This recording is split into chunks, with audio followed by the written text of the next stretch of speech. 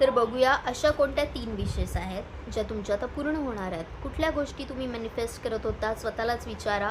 आणि अशा कोणत्या गोष्टी आहेत की ज्या आता पूर्ण होणार आहेत, रियालिटीमध्ये उतरणार आहेत. तर त्या युनिवर्सला, त्या ब्रह्मांडाला थँक्यू बोला आणि बघूया की अशा कोणत्या 3 विशेष आहेत की ज्या आता पूर्ण होणार आहेत.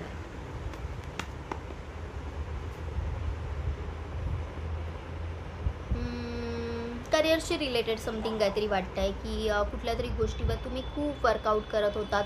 तुम्हाला प्रमोशन पाहिजे होतं, तुम्हाला एक एक फेम पाहिजे होतं आणि ते तुमच्याकडे येत आहे. Okay, some kind of action is coming towards you, ज्यामध्ये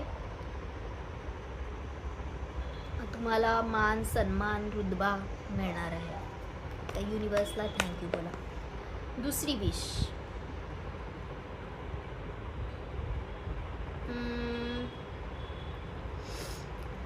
काही गोष्टी तुम्हाला खूप जास्त त्रास देत होता आणि लिटरली तुम्हाला असं वाटत होतं की काश भगवान ने मेरे को मनी नहीं दिया होता, दिल्ली नहीं दिया होता, त्या देवाने हृदयच दिलं नसतं ना तर बरं झालं असतं.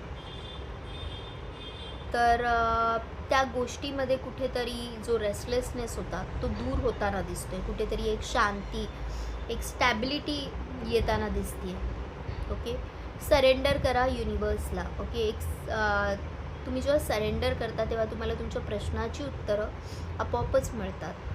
रिलेशनशिपशी रिलेटेड जर काही इश्यू होते तर ते तुमचे क्लिअर होतात आणि एक जो पेन आहे ना ते कुठेतरी जाताना मला दिसतंय. म्हणजे त्या गोष्टी मी हे नाही म्हणत की 100% सॉल्व्ह होतील, बट त्याच्यातून होणारा जो त्रास आहे किंवा मनस्ताप आहे, जे रडू येतं आहे तुम्हाला, त्या गोष्टी क्लिअर होतात कुठेतरी.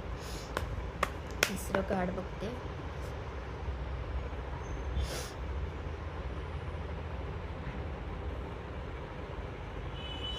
ज्या गोष्टीमध्ये तुम्हाला रिस्क घ्यायची भीती वाटत होती, ॲक्शन घ्यायची भीती वाटत होती, तुम्हाला असं वाटत होतं की मी राईट डायरेक्शनवर आहे का नाही,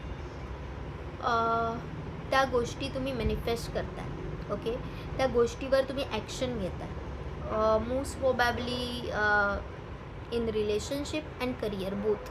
ओके, दोन्ही गोष्टींमध्ये हे असू शकतं की लिटरली आयुष्यात आग लागली आहे आणि ती आग तुम्ही आता विझवणार आहात किंवा तुम्हाला एक क्लॅरिटी येणार आहे.